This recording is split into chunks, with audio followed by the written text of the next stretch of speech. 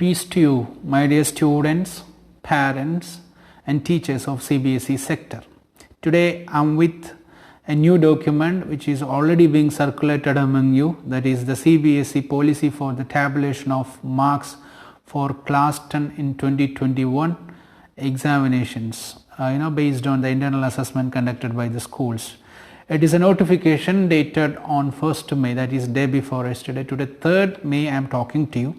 So far this document has been widely discussed among you people like teachers, parents and students. So I don't feel that much more explanations required in this regard. ഈ ഒരു വിഷയത്തെ സംബന്ധിച്ച് വളരെ വിശദമായ ഒരു എന്താ പറയുക explanations വിവരണം ഇനിയും വേണമെന്ന് എനിക്ക് തോന്നുന്നില്ല. CBSEയുടെ ഈ ഡോക്യുമെൻ്റ് വളരെ ക്രിസ്റ്റൽ ക്ലിയർ ആയിട്ട് സ്റ്റേറ്റ് ചെയ്യുന്നു, ഈ വർഷം ഇൻറ്റേർണൽ അസസ്മെൻറ്റിനെ ബേസ് ചെയ്തിട്ടാണ് റിസൾട്ട് ഡിസൈഡ് ചെയ്യുന്നത്.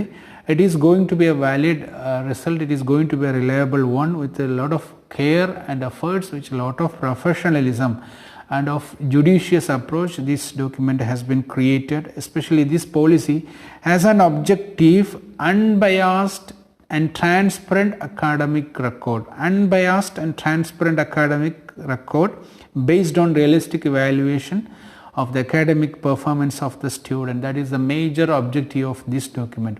ഈ ഒരു ഡോക്യുമെൻ്റ് വളരെ വ്യക്തവും സുതാര്യവും അതോടൊപ്പം യാതൊരു തരത്തിലുള്ള പേഴ്സണൽ ഫീലിങ്സും റിഫ്ലക്റ്റ് ചെയ്യാത്ത രീതിയിൽ ട്രാൻസ്പെറൻറ്റ് അക്കാഡമിക് റെക്കോർഡായി കീപ്പ് ചെയ്യാൻ വേണ്ടിയിട്ടാണ് CBSE ഇങ്ങനെയുള്ള ഒരു പോളിസി പ്രസൻറ്റ് ചെയ്യുന്നതെന്ന് പറയുന്നു.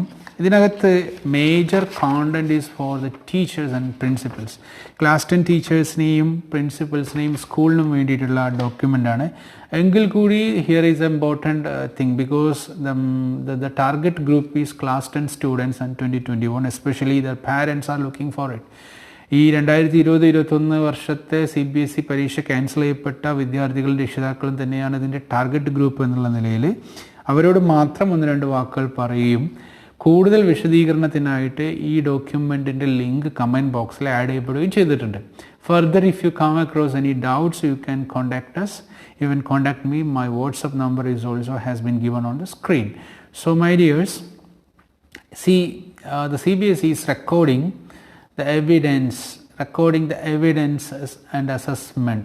On the basis of the internal assessment, CBSE will decide the results, and it is going to be much more valid and reliable, and of course keeping all the standards of the board. And you see, as far as the students are concerned, you need to take care of certain areas like the schools are asked to decide the results by giving a weightage of 80 marks. Instead of 80 marks board examination, the weightage will be given to internal assessment again. Already 20 marks weightage is given for your internal assessment, like 5 marks for periodic test, 5 marks for portfolio, 5 marks for subject enrichment activities, and 5 marks for multiple assessment. Already these 20 marks has been decided and recorded by the schools and has been uploaded to CBSE website. It is a confidential website, it is a very confidential manner. The CBSE has collected marks from the CBSE schools in this regard. Remaining 80 marks were reserved for board examinations, and now there are no board examinations. So CBSE is giving, after analyzing the situation, especially CBSE has collected information, data from schools through regional offices, and found that almost all schools have conducted periodic assessment, midterm assessment and pre-board examinations. So in this scenario, CBSE has given a clear-cut idea that a weightage of 10 marks will be given for periodic test, and 30 marks for half yearly or midterm examinations, and 40 marks for the pre-board examinations. 10 marks for periodic test, half yearly or midterm examinations, or any other assessment which is conducted in the name of half yearly or midterm examinations, 30 marks, and 40 marks for pre-board examinations. So CBSE is collecting these marks out of 80 and will decide your results. And CBSE has clearly stated, വളരെ വ്യക്തമായി CBSE ഇതിനകത്ത് പറഞ്ഞിട്ടുണ്ട്, ഈ weightage നൽകുന്നത് സ്കൂളിൽ നിന്നാണ്. Internal assessment already complete ചെയ്യപ്പെട്ടിട്ടുണ്ട്. ഏതെങ്കിലും കാരണവശാൽ ഏതെങ്കിലും കുട്ടികൾക്ക് ഏതെങ്കിലും സ്കൂളുകൾക്ക് ഈ പറയപ്പെട്ട ഏതെങ്കിലും അസസ്മെൻറ്റ് മിക്കവാറും എല്ലാം സ്കൂളിൽ നടത്തിയിട്ടുണ്ടെന്ന് വളരെ ക്രിസ്റ്റൽ ക്ലിയർ എല്ലാവർക്കും അറിയാവുന്ന കാര്യമാണ്. ഇനി ഏതെങ്കിലും സ്കൂളുകളിൽ നടത്താൻ കഴിയാത്തൊരു സ്ഥിതിവിശേഷം ഉണ്ടായിരുന്നുവെങ്കിൽ അല്ലെങ്കിൽ ഏതെങ്കിലും കുട്ടികൾക്ക് പല കാരണങ്ങൾ കൊണ്ട് ഇത്തരത്തിലുള്ള ഓൺലൈൻ ഓഫ്ലൈൻ എക്സാമുകൾ അറ്റൻഡ് ചെയ്യാൻ കഴിയാതെ പോയ ഏതെങ്കിലും ഒരു സാഹചര്യം ഉണ്ടായിട്ടുണ്ടായിരുന്നെങ്കിൽ സ്വാഭാവികമായിട്ടും അത്തരം കുട്ടികൾക്ക് വേണ്ടി മെയ് 15-നകം പരീക്ഷകൾ മെയ് 15-നകം എക്സാംസ് നടത്തണം. അത് നടത്തേണ്ടത് സ്കൂൾ എക്സാമിനേഷൻ കമ്മിറ്റിയാണ്.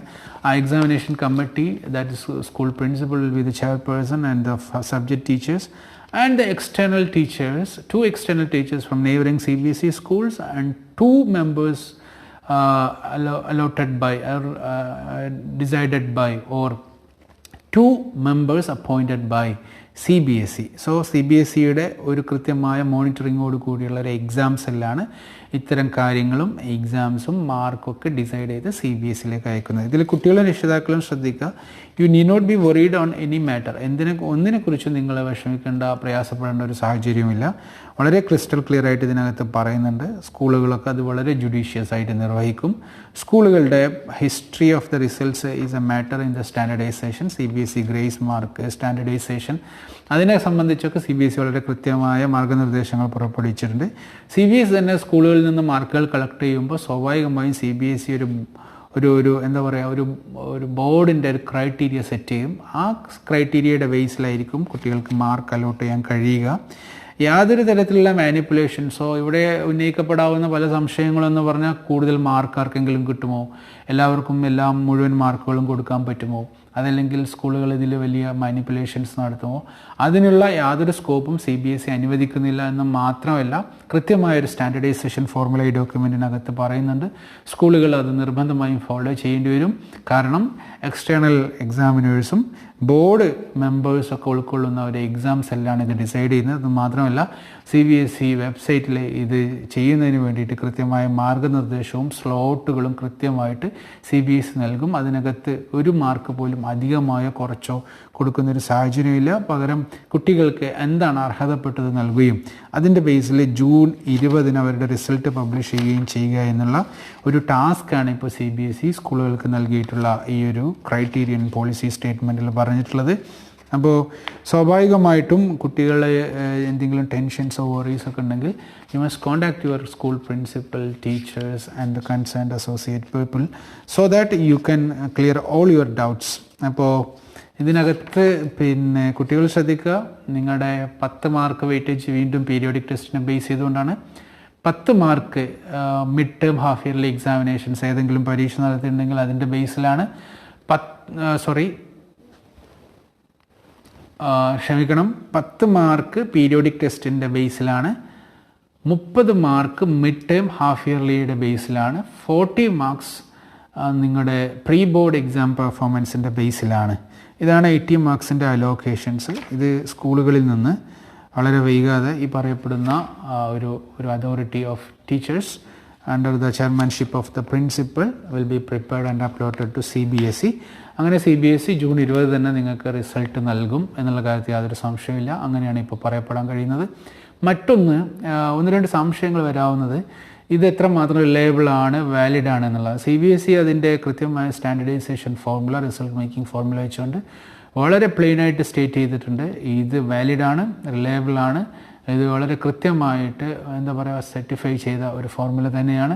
അപ്പോൾ അതുകൊണ്ട് ആ വിഷയത്തിൽ നമ്മൾ ആരും വിഷമിക്കേണ്ട ആവശ്യമില്ല. ഏതെങ്കിലും വിദ്യാർത്ഥികൾ തങ്ങൾക്ക് ഏതെങ്കിലും വിധേന മാർക്ക് കുറഞ്ഞു പോയി എന്ന് തോന്നുകയാണെങ്കിൽ അവർക്ക് ബോർഡിനെ അപ്രോച്ച് ചെയ്യാം, സ്കൂളിലൂടെ ബോർഡിനെ അപ്രോച്ച് ചെയ്യാം. എന്നിട്ട് അവർക്ക് ഇംപ്രൂവ്മെൻറ്റ് എക്സാമിന് വേണ്ടിയിട്ട് അപ്ലൈ ചെയ്യാവും. അതിനുള്ള ഒരു സാധ്യതയും CBSE തുറന്നു വെക്കുന്നു. മറ്റൊന്ന്, +1 അഡ്മിഷനുമായി ബന്ധപ്പെട്ട് CBSE കുട്ടികൾക്കിടയിലുള്ള പാരൻസിൻ്റെയും ടീച്ചേഴ്സും കുട്ടികളുടെയൊക്കെ ചില സന്ദേഹങ്ങളുണ്ട്. സ്വാഭാവികമായിട്ടും ഏകജാലകത്തിലൂടെയുള്ള അഡ്മിഷൻസിന് ഇതൊക്കെ പരിഗണിക്കപ്പെടും എന്നുള്ളതാണ്. ഇന്ത്യയിലെ ഏറ്റവും വലിയ വിദ്യാഭ്യാസ ബോർഡായ സെൻട്രൽ ബോർഡ് ഓഫ് സെക്കൻഡറി എഡ്യൂക്കേഷൻ്റെ ഈ സർട്ടിഫിക്കറ്റ് ഡിനൈ ചെയ്യാൻ ഇന്ത്യയിലെ മറ്റൊരു ബോർഡിനും സാധിക്കുക എന്ന് മാത്രമല്ല, ഈ കുട്ടികൾക്കൊക്കെ അവർക്ക് അവരുടെ ക്വാളിഫിക്കേഷൻ്റെ ബേസിൽ, അവരുടെ മാർക്സിൻ്റെ ബേസിൽ, അവരുടെ റിസൾട്ടിൻ്റെ ബേസിൽ അഡ്മിഷൻ കൊടുക്കാൻ ഇന്ത്യയിലെ വേറെ ഏതൊരു എഡ്യൂക്കേഷൻ ബോർഡ് നിർബന്ധിതരാവും. അത് ഇന്നേ വരെ നിലകൊള്ളുന്ന ആ ഒരു നിയമങ്ങൾക്ക് അനുസൃതമായി തന്നെ നൽകാൻ നിർബന്ധിതരാകും. കാരണം ഇന്ത്യ ഗവൺമെൻറ്റിന് കീഴിലുള്ള ഗവൺമെൻറ് ഓഫ് ഇന്ത്യയുടെ CBSEയുടെ സർട്ടിഫിക്കറ്റും അതിൻ്റെ വാലിഡിറ്റിയെക്കുറിച്ച് ക്വസ്റ്റ്യൻ ചെയ്യേണ്ട യാതൊരു ആവശ്യവുമില്ല. മറ്റൊന്ന് CBSE അതോടൊപ്പം തന്നെ പറഞ്ഞു വെക്കുന്നത്, ഈ CBSE സ്ട്രീമിൽ പഠിക്കുന്ന കുട്ടികൾക്ക് +1 അഡ്മിഷൻ പ്രൊവിഷണലായിട്ട് വളരെ immediate even before results or immediately after results also, അല്ലെങ്കിൽ അതിന് മുമ്പ് തന്നെ നിങ്ങൾക്ക് പ്രൊവിഷണൽ അഡ്മിഷൻ കൊടുക്കാവുന്നതാണ്.